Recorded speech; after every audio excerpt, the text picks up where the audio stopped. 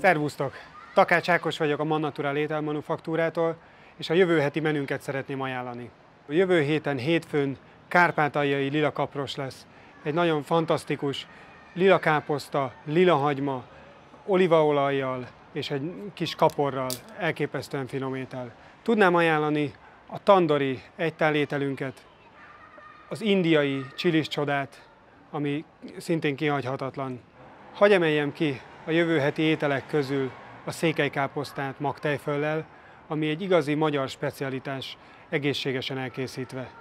A székelykáposzta abban hasonlít az eredeti székelykáposztához, hogy savanyított káposztából kell készíteni, csak itt nem főzzük meg a savanyú káposztát, hanem egyszeri áztatás után frissen oda van téve, és egy pörkölt alap van készítve zöldségekből és fűszerekből.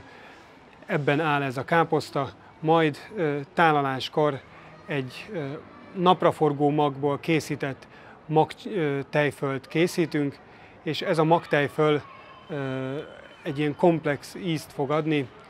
Ehhez tudnám ajánlani a lemmagkenyeret, amely egy igazi székelykáposzta ízhatást fog kiváltani bennetek.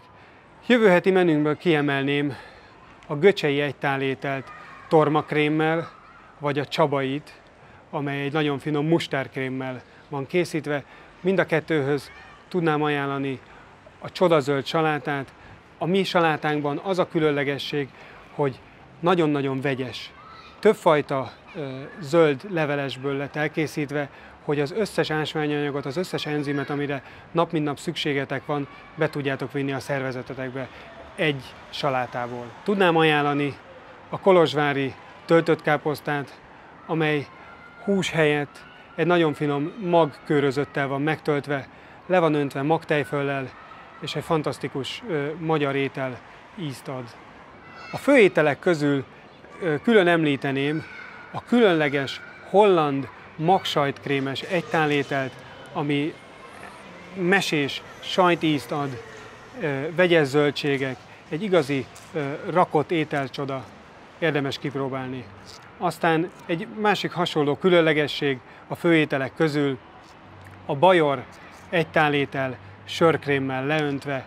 Ez egy fantasztikus napraforgó magból és tökmagból készült sörkrém, mert egy picit ilyen söríze van, úgyhogy bátran ajánlom férfiaknak, de hölgyeknek is. A sajtoknál meg kell említenem, hogy csak annyiban van köze, hogy a neve ugyanaz, de ezek mind friss, magokból, csírákból készült ételcsodák.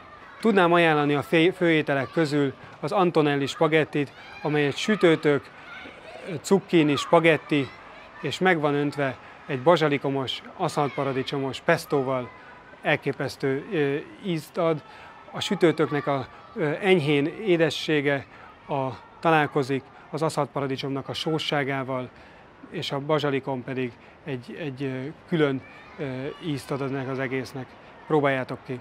Desszertjeink közül tudnám ajánlani a téli eper tortát, tele van flavonoiddal, gyönyörű színe van, fantasztikus íze, és egy igazi egészségtorta.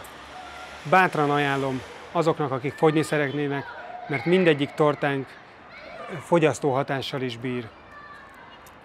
Tudnám ajánlani a dupla csokis tortát, vagy a szezámos vanília tortát, a raffaello tortát és a kókuszos bountyt.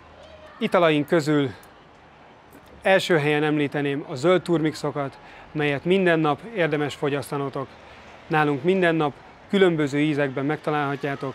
Vannak olyanok, amelyek édesítő nélkül vannak, tehát csak és kizárólag a natur, gyümölcs, alma és zöld levelesek ízét adják, és vannak olyanok, amik már fűszerezve vannak, és ezek pedig lehetnek kardamonosak, mentásak, fahéjasak, banánosak, rengeteg fajta íz van. Nézzétek meg a menükínálatot.